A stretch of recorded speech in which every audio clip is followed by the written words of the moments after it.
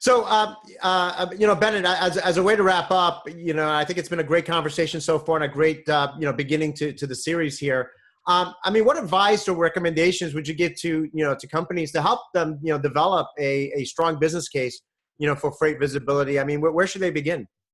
Yeah, absolutely.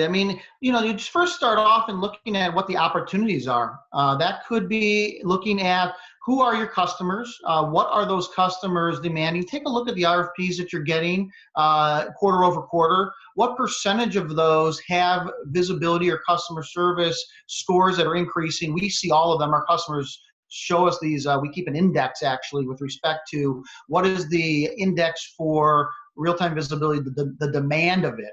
And we've seen a 300% increase in the demand for real-time visibility as a hard requirement in RFPs. What I mean by that is the RFPs that are coming out now that have a requirement for electronic visibility has increased by 300% over the past 3 years. So that's something that you first look at and say, okay, that's an opportunity for us to meet those RFPs, to win more business, to keep our existing customers, not let someone else take it. So you take a look at that first and foremost. From there, you start looking at what am I doing right now in terms of meeting this demand? What is my current cost for doing that? And we actually come in and help customers do that as well.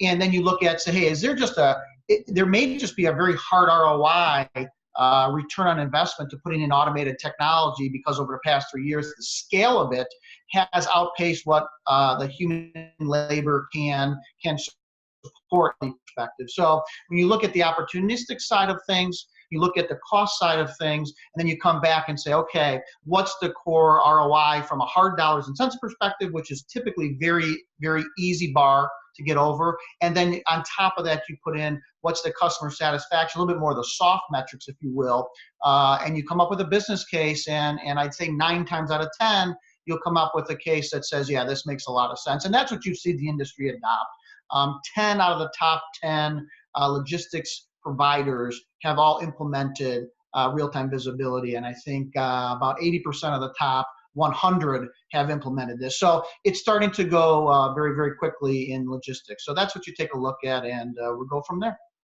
Great advice, and I think that's a great starting point for a lot of companies to get started on this journey if they haven't already. To your point, it seems like a lot of companies already have moved in this direction. Great beginning to this series. Certainly, we always just manage to scratch the surface on these topics, but I think you provided some great, food for thought and advice and insights on this. So, Bennett, thank you very much for getting the conversation started today. Thank you very much. We'll see you next week. Great. I want to thank those of you that joined us. If you're watching this episode today on demand, either at the MacroPoint website or on Talking Logistics, and you've got a question for Bennett, you can post it there, and I'm sure he'll be more than happy to respond via that medium. Again, thank you all, and look forward to seeing you in a future episode of Talking Logistics. Have a great day.